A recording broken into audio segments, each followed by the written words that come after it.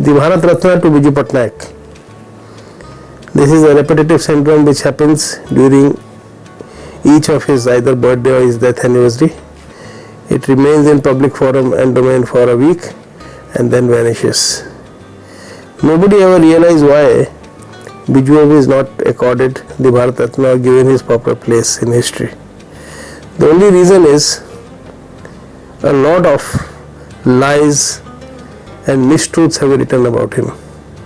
The true history of Biju Patnaik has never been written. Let me come to the moot point. Biju Babu was a great reader. Very few people would know that he read at least 1 hour every day. He would take a book to bed. But he never wrote anything. That's a tragedy. He was a reader, he was not a writer. But a lot of people wrote about him. There was hardly any big leader or a big politician in post-independent India till the late 80s who has not mentioned Biju Babu in his biography or in his works, the entire gamut, all the freedom fighters did it, even the regional party leaders, Karunanidhi and other our Jawan, all of them mentioned him. Even Indira Gandhi had mentioned him in his memoirs. And basically more so, he is mentioned in many of the war books which were written by the Australian and the New Zealand and the English pilots who had somehow or the other flown with him. In the course of doing research for my book, I was writing 2 books, one on Biju Babu the man and one on Biju Babu the pilot. That is mostly a story of his Kalinga Airways. That book is still underway, but the other one will be released in about a week's time. I have given about 20 stories about Biju Babu which are not known, which should have been known. They show the human side. We have made Biju into a larger than life image. We have put him on a pedestal with a halo around his, head. But he was a human being in flesh and blood. He was a very emotive man, with very strong emotions. And he never called himself, I think Biju Babu never spoke the mistruths. Unfortunately, even the official biography called The Tall Man is 50% fibs, There is not an iota of truth in it. Anyway, my book has the truth. It is well researched. It took me years to write it. Basically, more so because I have interacted with Biju Babu during my pilot days for more than a year.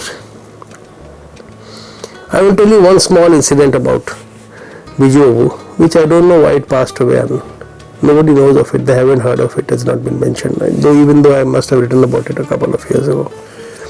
Biju Babu had around 14 planes. He had Dakotas. 5 or 6 he owned, the rest he had taken on lease.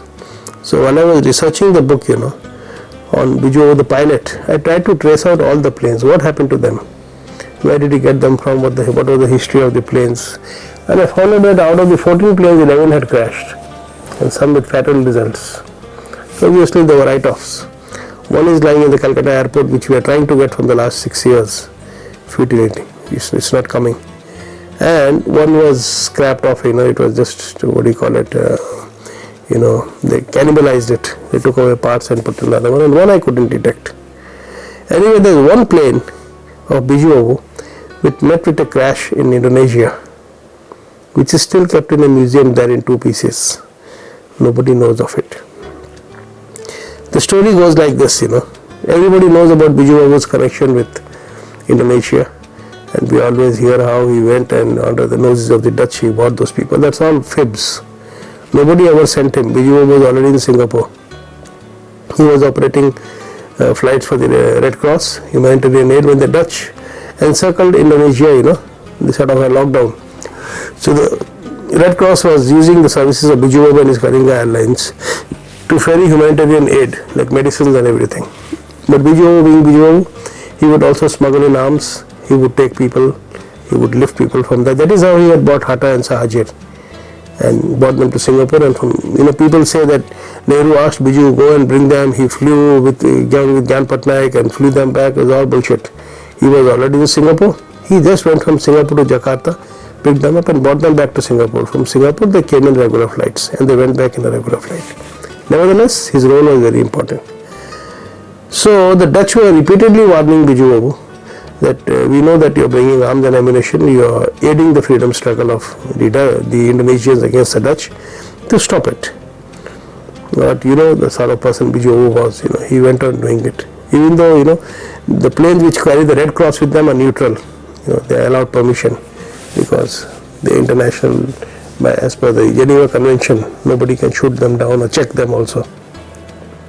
So Biju would carry arms and ammunition, he would carry the military people of the underground Indonesian forces while carrying humanitarian aid also.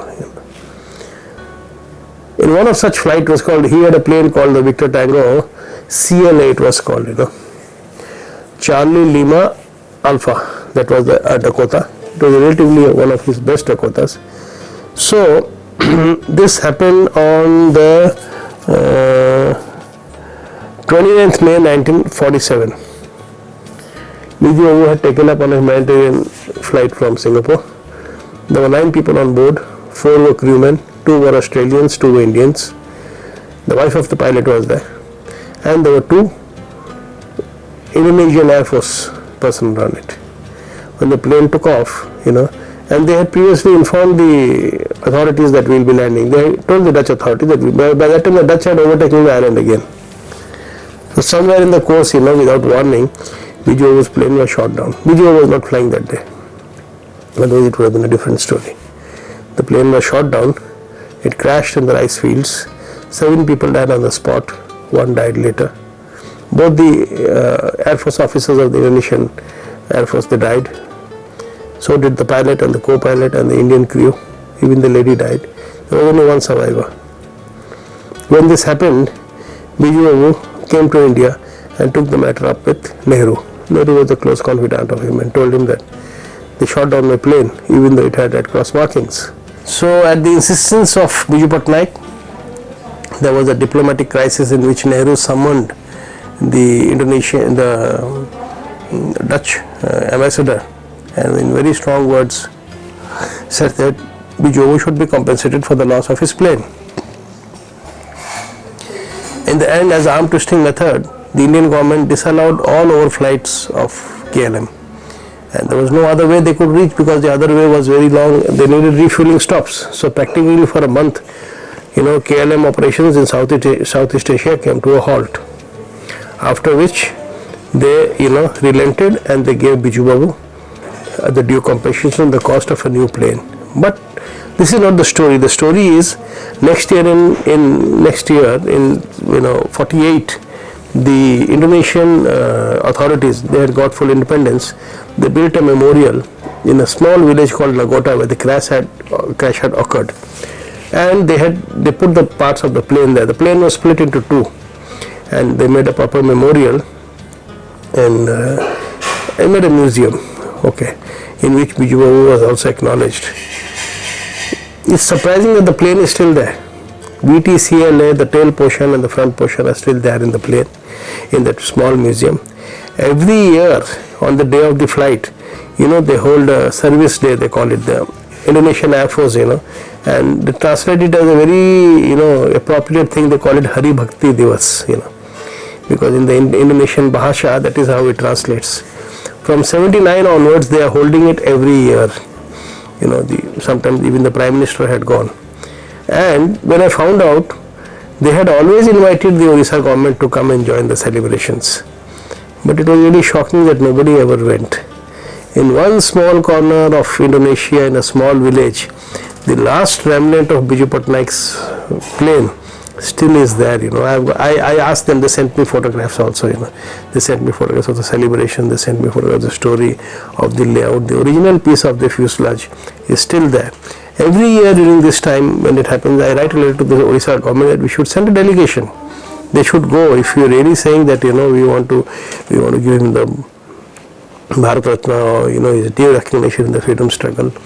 What I basically want to say is Biju was a man, he was a larger than life man, you can't deny it. His deeds were exemplary. He was a very brave man. He had a death wish, in fact. I told you, out of 14, 11 planes crashed. In 3 of the crashes, he was also there. But nothing happened, So it was his luck. But he was a daredevil sort of a person.